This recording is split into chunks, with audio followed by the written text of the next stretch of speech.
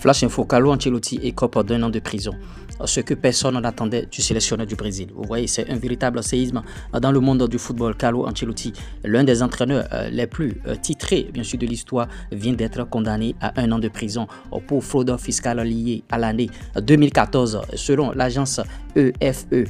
L'actuel sélectionneur du Brésil, ancien coach du Real Madrid, est également frappé d'une amende bien sûr salée de 386 361,93 €. Et ce n'est pas bien sûr tout, il perd bien sûr le droit de toucher bien sûr des aides publiques ou d'avoir des avantages fiscaux pendant 3 ans.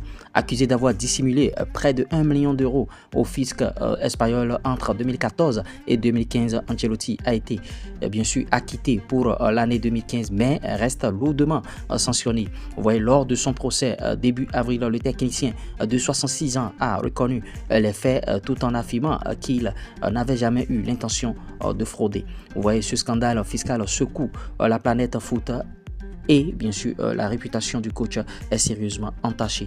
Bon, par rapport à cette situation, on entend souvent des joueurs dans ces cas, mais entendre qu'un entraîneur soit frappé bien sûr de ces choses-là, c'est des choses très très rares. En tout cas, Carlo Ancelotti, il saura surmonter cela et bon, on aimerait bien sûr avoir vos avis par rapport à la situation. Likez la vidéo, partagez, abonnez-vous.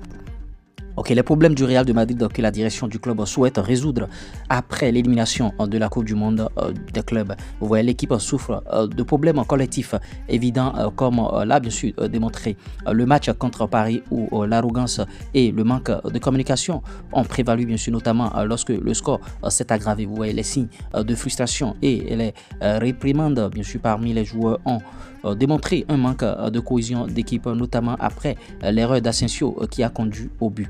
Vous voyez, les dirigeants du club prévoient bien sûr des réunions avec les joueurs pour clarifier leur engagement et comprendre leur ambition, soulignant bien sûr que le travail d'équipe est essentiel, faute de quoi des solutions seront trouvées avant la fermeture bien sûr du mercato en septembre. Vinicius Junior exprime bien sûr ses inquiétudes en raison de ses performances en baisse et de son retard par rapport à ses performances précédentes, et vous voyez, le club lui demande d'être honnête quant à ses objectifs futurs.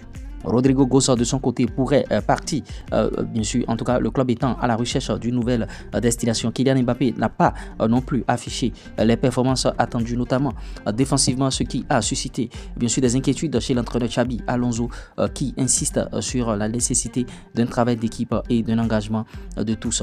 Le principal problème n'est pas la compatibilité technique des joueurs, mais plutôt leur manque de cohésion, leur manque de coopération et surtout face aux difficultés. Xabi Alonso, avec le soutien du club, a identifié bien sûr ce problème et il est déterminé bien sûr à résoudre, soulignant que le problème réside dans la solution et non dans des individus en particulier.